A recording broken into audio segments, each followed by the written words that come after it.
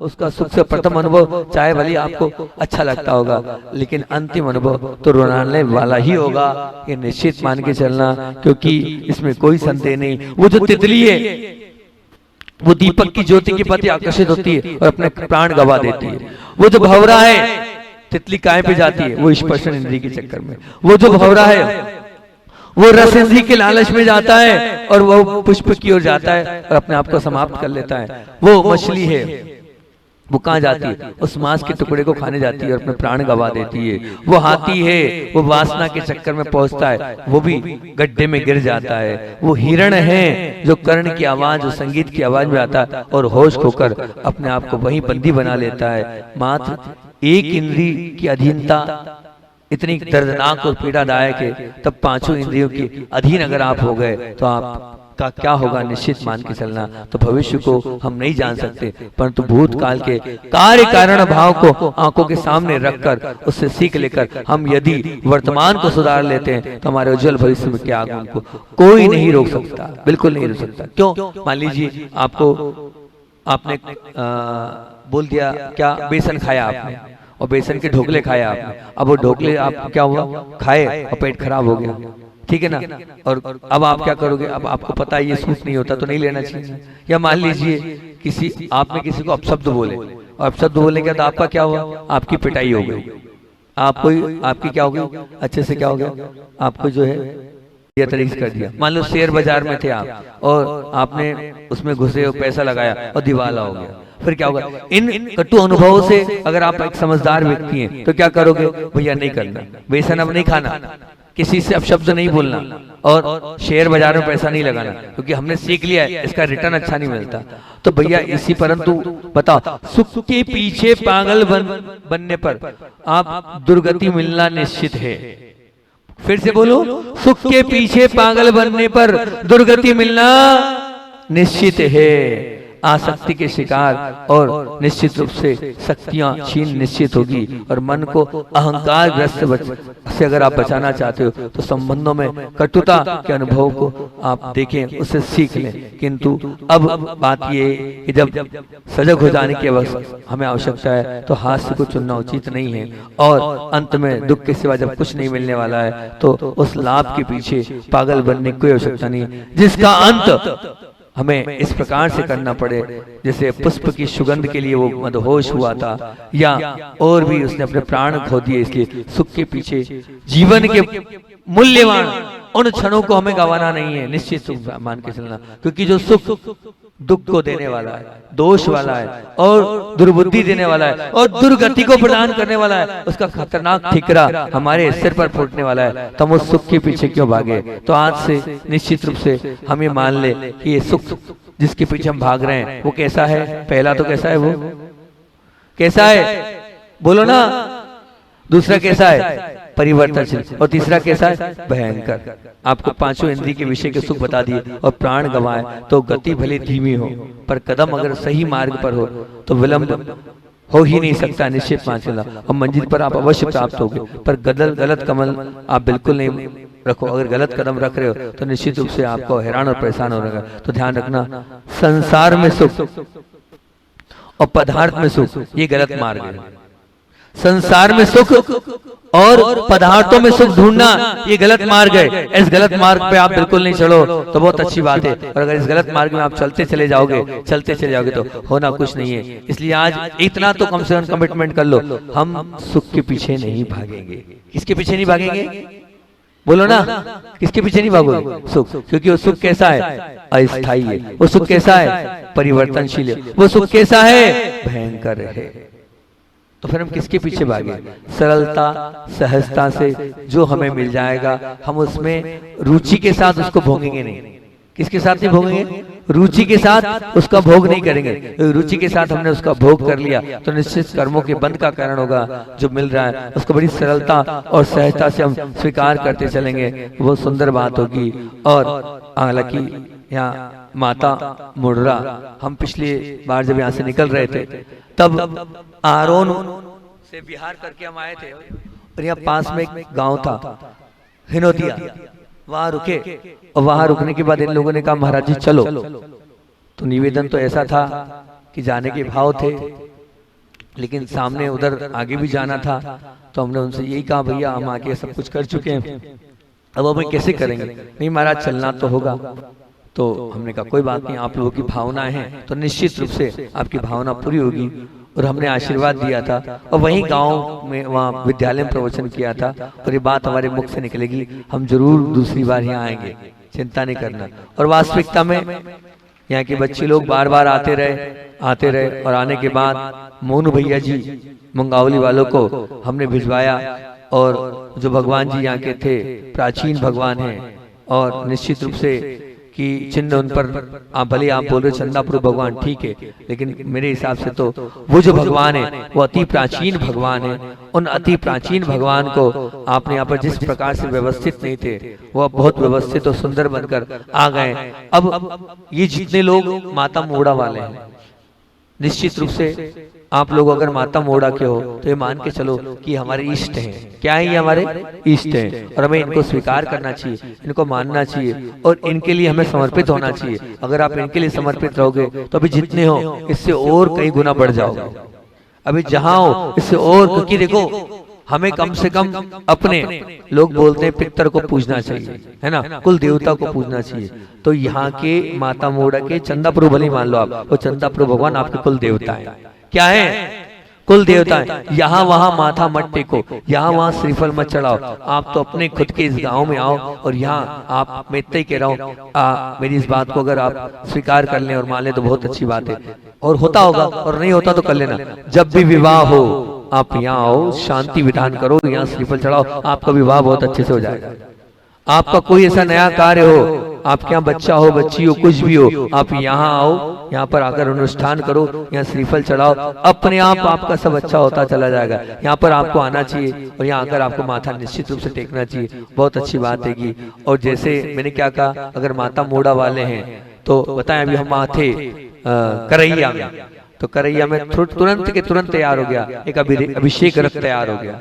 अभिषेक रथ तैयार करके हो गया कि हम कहाँ आएंगे, हम प्रतिदिन एक रथ निकालेंगे, और उसमें जितने अशोकनगर से लोग आएंगे, अशोकनगर के लोग जुड़े करैया में रहते हैं, तो माता मोड़ा वालों को भी ऐसा करना चाहिए कि कम से कम में कितने परिवार रहते हैं आरोन में, कितने रहते हैं, कितने होंगे? लगभग 10 परिवार तो होंगे, 8-10 परिवार हैं, तो वो मिलकर अपने हिसाब से जैसी अनुकूलता बनती हो, हफ्ते में 1 दिन 2 दिन या रोज जैसा भी होता है वैसा बदल बदल कर एक व्यवस्थित रूप से, जब हम वहाँ बजरंगगढ़ के लिए अभिषेक रख सकते हैं तो एक यहाँ के लिए नहीं रख सकते क्या? यहाँ के लिए भी अभिषेक रथ रख लो, यहाँ भी आ जाओ, और अब मान के देखो यहाँ के भगवान को।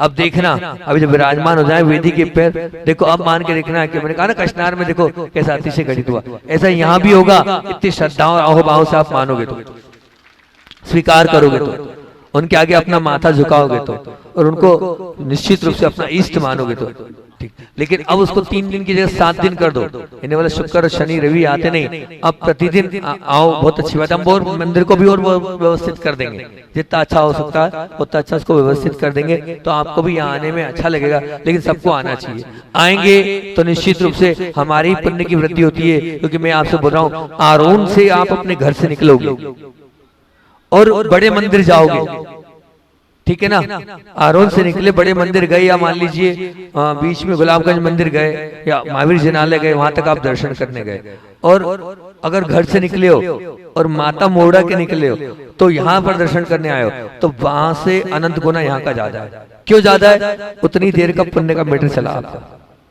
आप घर से निकले, आधा घंटा लगा, पौन घंटा लगा, पौन घंटे 40 मिनट तक आपका पुण्य का मीटर चालू है। और उसमें भी अगर आप 1-2 लोगों को साथ ले आए, तुम भी चलो, आओ भैया, तो और डबल हो गया, तिबल हो गया।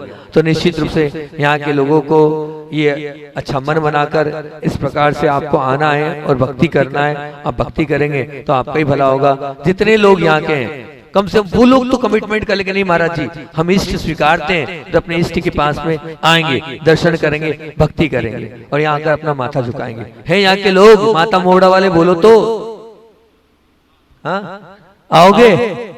पक्का आओगे? और अरे आप तो आते, और लोग जो अन्य लोग हैं आएंगे तो ध्यान रखना, अपने आप में आपको सब कुछ यहाँ से प्राप्त होता चला जाएगा। बिल्कुल होगा। आप श्रद्धा और विश्वास जताना, आपका निश्चित रूप से अपने आप अच्छा होता चला जाएगा। और अब भगवान अपने मुख्य वेदी पर विराजमान होंगे, उसके बाद तो निश्चित रूप से अब जो लोग विराजमान कर रहा परिवार उसको भी आना है, और साथ साथ में जितने लोग आए थे वहां पर निवेदन करने उन सबको भी आना है। आप भी यहीं के हैं? नहीं, माता मोड़ा के नहीं? नहीं, माता मोड़ा वाले कौन कौन कहलाते हैं? जो लोग कहलाते हैं, ठीक। अब मैं जानता तो नहीं हूँ कौन कौन कहलाते हैं, मैं तो 4-5 बच्चों का ग्रुप है, वो 5 मित्रों का ग्रुप हमेशा आता है हमारे पास, आशीर्वाद लेता है प्रतिदिन। जब से हमारा बिहार हुआ है पास में, जब है प्रतिदिन आता है, रात को वैयावर्ती करने आता है। राहुल है, गौरव है, और वो पनवाड़ी वाला भाई है ना, सभी लोग आते हैं प्रतिदिन। उसी ग्रुप ने इतनी बड़ी संयोजना, मेरे ख्याल से उन्हीं 5-7 लोगों ने और माता मोड़ा के लोगों ने मिलकर इतनी बड़ी संयोजना कर दी।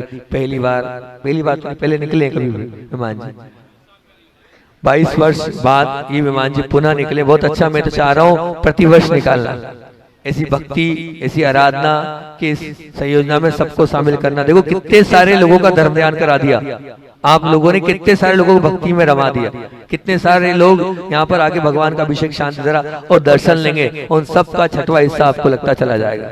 इसी पुण्य के भरोसे आपका अपने आप सब अच्छा होता चला जाएगा। और माता मोडरा की जो परिभाषा मैंने तैयार करी थी, मैं सुबह एक ही लाइन बोल पाया, और अभी मुझे सुख के ऊपर बोलना था तो प्रवचन अधूरा ही है, लेकिन इतने सारे लोग शायद कल मुझे नहीं मिलेंगे। परिभाषा तो बोल ही दूं, क्या बनाई थी मैंने माता मोडा की, बाकी आप लोग तो ऑनलाइन वाले हो, ऑनलाइन सुन लेना भैया, क्या कर सकता हूँ मैं। लेकिन माता मोड़ा का आप लोग सुबह थे, कम लोग थे, मैंने परिभाषा तो खोल दी थी। क्या था कि संसार से मुझे ऐसा लगता है आपको भटकने नहीं देना है, तो आपके भटकन का रास्ता मैंने बताया था कि माता मोड़ा का माँ बोल रहे कि मान सम्मान के स्वभाव ने संसार में भटकाया है। काय के किसके स्वभाव ने? सुबह पूरा प्रवचन मान सम्मान पर हुआ था हमारा, एक ही लाइन पर पूरा आधा घंटा हो गया था कि मान सम्मान के स्वभाव ने संसार में भटकाया है। और क्या बोल रहा था कि तानने के स्वभाव ने संसार में रुलाया है। तानने के स्वभाव ने, हम तान लेते हैं इसी रोते हैं, और क्या, किसी ने कुछ बोल दिया तान लिया, गुस्सा कर लिया, फिर रोने के अलावा कुछ होगा ही नहीं, है ना। कहीं भी हो जाए, कुछ भी हो जाए, उसको लेके बैठ जाते हैं। तानने के स्वभाव ने संसार में रुलाया है। और मुंह बोल रहा है, थोड़ा अच्छा भी बोल देते हैं कि मुस्कान के स्वभाव ने संसार से निकाला है। अगर आप संसार से निकलना चाहते हो तो मुस्कुराते रहो। जितना मुस्कुराओगे, जितना प्रसन्न रहोगे, जितना आपके चेहरे पर वो मुस्कुराहट बनेगी, आप निश्चित मान चला आप भगवान की उस छवि को अपने अंदर ला रहे हो। क्योंकि हमारे भगवान कैसे हैं, वो बिल्कुल कैसी मुद्रा है, कैसी मुद्रा रहती है उनकी, रहती ना मुस्कुराती हुई रहती, ऐसी मुस्कान भरी। हमारे गुरु जी को देख लो कैसे आशीर्वाद दे रहे, मुस्कुराते आशीर्वाद दे रहे। तो जो महान लोग होते हैं वो निश्चित संसार से उठ जाएंगे, संसार से निकल जाएंगे, लेकिन आपके चेहरे पे हमेशा क्या होनी चाहिए? मुस्कुराहट होनी चाहिए। हाँ निश्चित, मैं याद आ गया कि पूज्य गुरुदेव, हाँ संस्मरण में नहीं सुनाया, पूज्य गुरुदेव अगर मान लीजिए थोड़ी देर के लिए भी उनके चेहरे पे हंसी नहीं रहती थी तो पूरे जितने लोग थे सब कैसे हो जाते थे, सबके सांसों ऊपर नीचे। गुरु जी को क्या हो गया, क्या बात है, मैंने कुछ गलती कर दी क्या, मेरे से कुछ हो गया क्या, मुझे आज देखा नहीं, आशीर्वाद नहीं दिया, कुछ ना कुछ तो हो गया। सबकी सांसें क्या हो जाती थी, अटक जाती थी।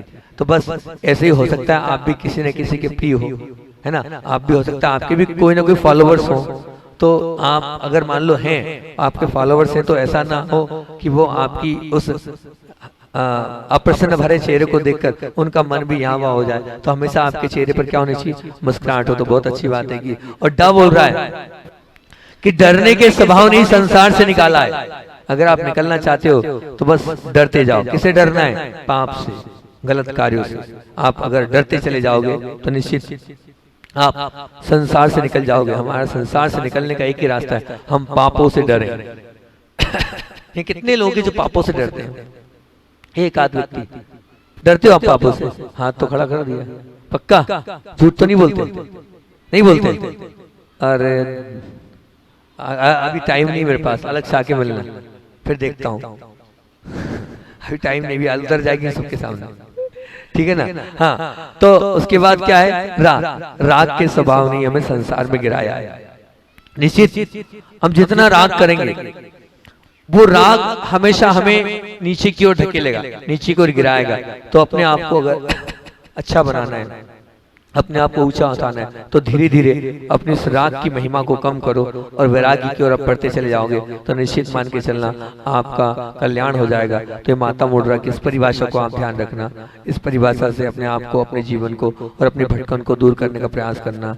इतनी ही बात रखते हैं। जितने लोग और भी कार्य करता थे उन सबको हमारा आशीर्वाद, जिन्होंने इतनी अच्छी संयोजना करी, जो भोजनशाला में कार्य संभाल रहे हैं उन सबको भी बहुत बहुत आशीर्वाद। और साथ में मोनू भैया यहाँ पर आए और आपकी संयोजना में उन्होंने सहयोग किया, पूरा किया, उनके लिए भी। और सबसे बड़े तो आपको जिन्होंने नचाया, आपको जिन्होंने इतना नृत्य में रोमांचित किया, ऐसे हमारे क्या नाम है अंकित भाई और उनकी टीम को भी पूरा पूरा आशीर्वाद। बहुत सुंदर तरीके से उन्होंने प्रस्तुति करी। साथ में आनंद भाई को भी आशीर्वाद और जो अन्य अन्य और भी सहयोगी भाई हैं, संजय भैया, दीपक भैया, सबकी उनकी पूरी टीम को पूरा आशीर्वाद। और देखो आपने संयोजना करी तो आपके निमित्त से दादी लोग भी आ गई और दादी लोगों को भी दर्शन का सौभाग्य प्राप्त हो गया। आपने बुलाया तो दादी लोग भी आ गई और साथ में सभी दीदियां भैया लोग चल रहे हैं जो भैया वृत्ति में लगने, सभी को आशीर्वाद। इसी प्रकार से आप लोग धर्म ध्यान की इस मंगलमय प्रक्रिया में आगे बढ़ते चले। मान सम्मान के स्वभाव ने ही संसार में क्या करा है, भटकाया है। रुलाया नहीं है, भटकाया है। ये माता मोड़ा का जो मंगलाचरण तैयार किया था उसमें माँ में हमने बोला था कि मान सम्मान के स्वभाव ने ही हमें संसार में भटकाया है। और तानने के स्वभाव ने, तानने के स्वभाव ने हमें संसार में रुलाया है। आप लोग रो रहे हो ना, उसका कारण ही कि आप तानते हो, है ना, तानते हो और फिर मानते नहीं हो, इसलिए जो है रोना पड़ता है। आप तानो मत। निश्चित रूप से अगर आप अपने जीवन में किसी चीज को लेकर बैठ जाओगे, उसी में आप पड़े रहोगे, तो आप मान के चलना कि हमारे मन की तो होती नहीं है और होगी भी नहीं और हो भी नहीं सकती है। क्योंकि कहते हैं कि सब इच्छाएं कभी अपने मन की पूरी होती नहीं है। जब होती नहीं है तो फिर आप क्यों ताने, बताओ, तानने से होगा क्या हमारा? बिल्कुल नहीं होने वाला। इसलिए ना ताने तो बहुत अच्छी बात है। तो अब यहां बैठे इतने सारे लोग हैं, कौन है जो तानता है? अच्छा, रस्सी को तानो तो क्या होता है? टूट जाती है, पक्का टूटती है? कितने तानोगे तो टूटनी है ना। तो फिर आप क्यों तानते हो? एक ही बात को लेकर क्यों बैठ जाते हो? एक ही बात को लेकर बैठोगे तो निश्चित रूप से टूटना तो है और फिर रूठना भी है। टूटना भी होगा और रूठना भी होगा। इसलिए हम तो यही बोल रहे हैं कि जीवन को बहुत अच्छे से अगर चलाना है तो अब तानने की आदत छोड़ दोगे तो निश्चित रूप से आपका जीवन बहुत अच्छा बनता चले जाएगा। लेकिन नहीं, सबको ऐसा लगता है मैंने जो बोला है वो क्या होना ही चाहिए, है ना। मैंने जो कहा है वो सबको मानना ही चाहिए। मैं जो कह रहा हूँ वो सही ही बोल रहा हूँ। मेरे माध्यम से जो भी मेरा चिंतन है उसको आप ये विचार करना कि आपको क्या अधिकार है किसी भी आत्मा को अपने अनुसार चलाने का? अधिकार है क्या? है? सबका अपना अपना स्वयं का अस्तित्व है, अपना अपना स्वयं का स्वभाव है, अपना अपना स्वयं का जीवन है। आप एक हद तक समझा सकते हैं, एक हद तक कर सकते हैं, लेकिन उसके बाद जब सामने वाला नहीं मान रहा है तो काय को तान रहे हो? छोड़ दोगे तो बहुत अच्छी बात है, और नहीं तो तानते रहो। तानने से निश्चित रूप से ध्यान रखना, टूटना ही है, जुड़ने का काम तो होना ही नहीं है। आप तानना छोड़ दो। सच में जो तानना नहीं छोड़ता है वही निश्चित रूप से संसार में रुलता है। और माता मूड़ा का माँ क्या था? मुस्कान। अच्छा, आपकी बेटी का नाम इसलिए याद है आपको? क्या है कि मुस्कान के स्वभाव ने ही संसार से निकाला है। निकलना चाहते हो आप, निकलना चाहते हो तो निश्चित रूप से आपको अपने जीवन में मुस्कान को लाना होगा, वो मुस्कुराहट को लाना होगा, वो प्रसन्नता आपके जीवन में निश्चित रूप से आनी चाहिए।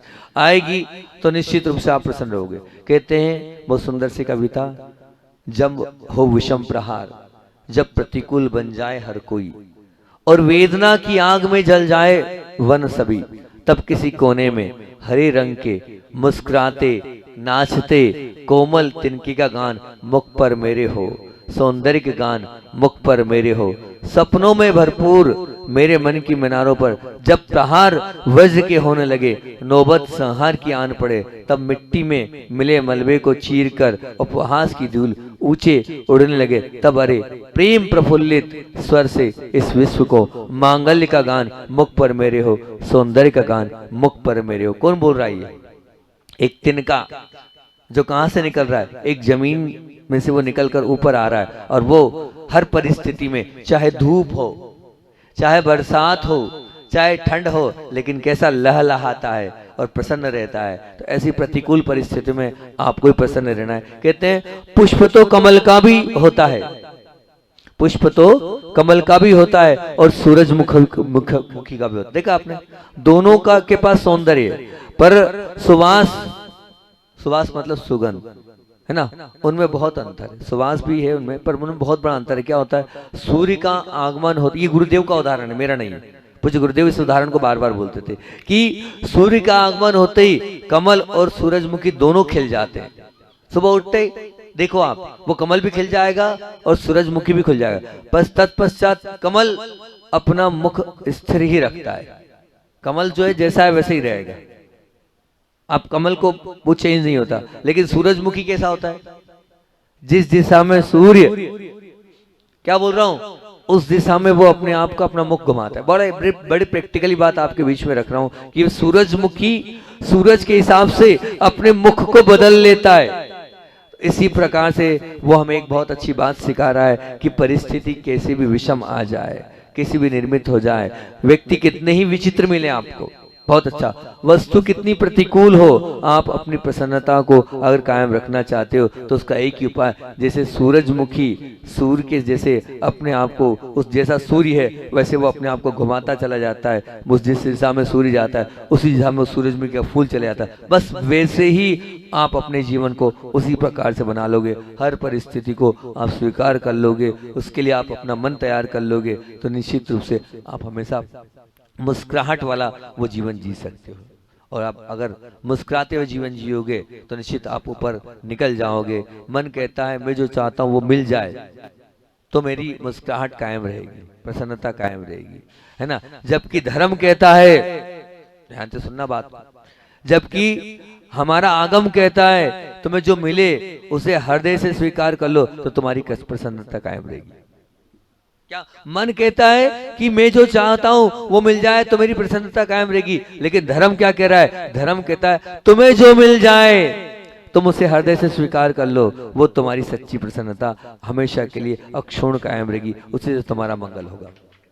और वास्तविकता ये कि यहाँ अपनी इच्छा के अनुसार जो भी मिलता है वो कितना, इच्छा उसका प्रमाण मैं तो यही बोलता हूँ कितना होता है, जितना रोटी में नमक। जब मुझसे पूछोगे कि अपनी इच्छाएं कितनी है, जैसे रोटी में नमक कितना होता है उतनी मात्रा में हमारी इच्छाएं पूरी होगी, या फिर वो मिठाई में शक्कर कितनी होती है उतनी, निश्चित मान चलना। अब आप बोलो क्या नमक की रोटी कोई खाता है? क्या शक्कर की रोटी को खाता है? नहीं खाता है। तो वो उस मावे में कितनी शक्कर चाहिए? चम्मच, 2 चम्मच, 3 चम्मच, 4 चम्मच, इससे ज्यादा तो नहीं ना। उस रोटी में कितनी उतनी। तो बस एक बात ध्यान रखना, निश्चित ये मान के चलना कि जितनी इच्छाएं ऐसी है, या बगीचे में या वो खेत में जितना पानी आप डाल सकते हो उतना ही डालोगे कि 24 घंटे पानी में रखोगे? नहीं। बस इसी प्रकार से इसका अर्थ ये कि इच्छाएं जो है जितनी भी वो पूरी होगी नहीं, बड़ी मुश्किल से होगी, उसमें से भी कुछ होगी तो 1% होगी जिसमें रोटी के में नमक के बराबर। तो हमारा ना चाहा ही हमें साथ होता है, जो हम नहीं चाहते वही हमारे साथ होता है। तो यदि इच्छित की प्राप्ति में ही अगर हमने प्रसन्नता कायम रखी, मुस्कुराहट अपने लिए ली, तो फिर तो हम जीवन में कहीं मुस्कुराहट ला ही नहीं पाएंगे, क्योंकि हमारी इच्छाएं तो पूरी होती ही नहीं है। जब इच्छाएं पूरी नहीं होती है तो हम तो क्या उसके क्या हो गए, उसके दास हो गए। इच्छा पूरी होगी तब हम प्रसन्न रहेंगे, इच्छा पूरी नहीं होगी तो खत्म। नहीं, बिल्कुल नहीं। मैं कह रहा हूँ 1% इच्छाएं पूरी होती, 99% नहीं होती है। यदि इच्छित की प्राप्ति में प्रसन्नता कायम रखोगे तो प्रसन्नता हमें कभी मिल ही नहीं पाएगी, ये निश्चित मान के चलना है। क्योंकि ज्यादातर तो हमारी इच्छा के अनुसार कुछ होता ही नहीं है। जब होता नहीं है तो बात बिगड़ ही जाएगा। इसलिए इसका अर्थ ये कि परिस्थिति, वस्तु, व्यक्ति जैसे भी मिल जाए उन सब को स्वीकार कर लो। अगर मुस्कुराहट लाना चाहते हो, उसमें सम्यक मार्ग से सम्यक परिवर्तन अवश्य कर लें। जब तक हो सकता है कर लें, नहीं हो रहा है तो छोड़ दें, क्योंकि इसके बावजूद उसमें इच्छी सफलता ना मिले तो अपने आप को उद्विग्न या अपने आप का टेंशन या अपने आप को विकल्प या अपने परिणामों को आद्रोध अगर हम करेंगे, उससे नुकसान किसका है? मेरा है, सामने वाले का नुकसान नहीं है। नुकसान किसका है? मेरा है। क्यों मैं नुकसान अपना कर रहा हूँ? बिल्कुल नहीं। अगर मैं ये कर रहा हूँ तो अपना खुद का नुकसान कर रहा हूँ। होना है नहीं और मैं चाहता हूँ उसको करने के लिए, नहीं, बिल्कुल भी नहीं।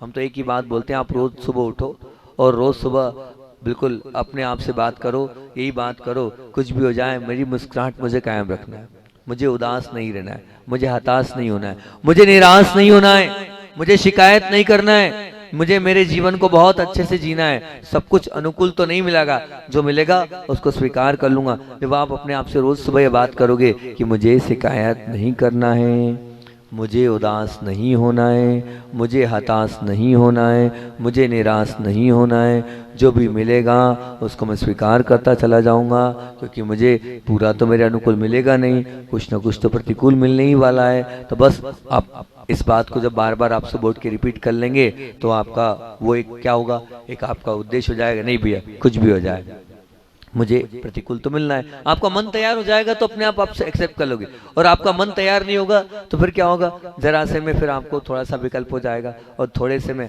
आपका पारा चढ़ जाएगा और आपकी मुस्कुराहट समझ निकल जाएगी। तो मैं निश्चित रूप से आप तो प्रतिदिन अगर ऐसा करते चले जाएंगे तो आपकी प्रसन्नता का वो रहस्य रहेगा, और हर वातावरण में, हर परिस्थिति में आपके विचारों के माध्यम से, आपके चिंतन के माध्यम से आप परिस्थिति को बदल सकते हैं। हमारे हाथ में अपने मन स्थिति को बदलना, उसकी ताकत हमारे हाथ में, बस सिर्फ सोच और हमारे अंदर का चिंतन बदल जाए तो सब कुछ अपने आप हो जाता है। इस दुनिया में मन की प्रसन्नता अगर कायम रखना है और कायम रखने में सफल भी हो रहे हैं, और वो जो हुए हैं वो इसी प्रकार से हुए हैं। किस प्रकार से हुए? उन्होंने सबको क्या कर लिया है, एक ही रामबाण है उसका, वो क्या है कि उन्होंने सबको स्वीकार कर लिया, सबको एक्सेप्ट कर लिया, सबके साथ समझौता कर लिया, सबके साथ ढाल लिया, सबके साथ अपनी अनुकूलता बना ली, तो प्रसन्न है निश्चित रूप से। और मैं तो एक बात बोलता हूं और हमेशा बोलता हूं इस बात को कि सुख के समय आपके भीतर जो निहित शक्तियां हैं वो कभी प्रकट नहीं होती जितनी दुख के समय में होती। क्या बोल रहा हूं? सुख के समय में आपकी जो शक्तियां है ना वो प्रकट नहीं होती जितनी शक्तियां दुख के समय में होती है। आपको खुद को पता चलता है कि मुझे दुख सहन करने की कितनी मेरे अंदर ताकत है। जब दुख आएगा तब तो पता चलेगा, जब तो अपने आप को आजमा पाओगे आप, तब तो अपनी कैपेसिटी देख पाओगे कि आपके अंदर कितनी शक्ति, कितनी पावर है, कितना सामर्थ्य है। और दुख आएगा ही नहीं, हरा हरा रहेगा तो कहां से प्राप्त कर पाओगे? नहीं, थोड़ा सा दुख भी आना चाहिए ताकि आपकी शक्ति और आपकी पावर आपको पता पल पाए और उसका उपयोग कर पाओ आप। बिल्कुल उसको आप बहुत अच्छे से कर पाओ, क्योंकि आप निश्चित मान के चलना कि आपत्ति के क्षण में स्वस्थ रहकर और आपत्तियों में जिस प्रकार आप सामना करते हुए आप उसका आधार अगर आपको पता चल जाए कि वास्तव में आप कितने मजबूत हो, तो आपकी मजबूती, आपकी प्रसन्नता और बढ़ते चले जाएगी और बढ़ते चले जाएगी।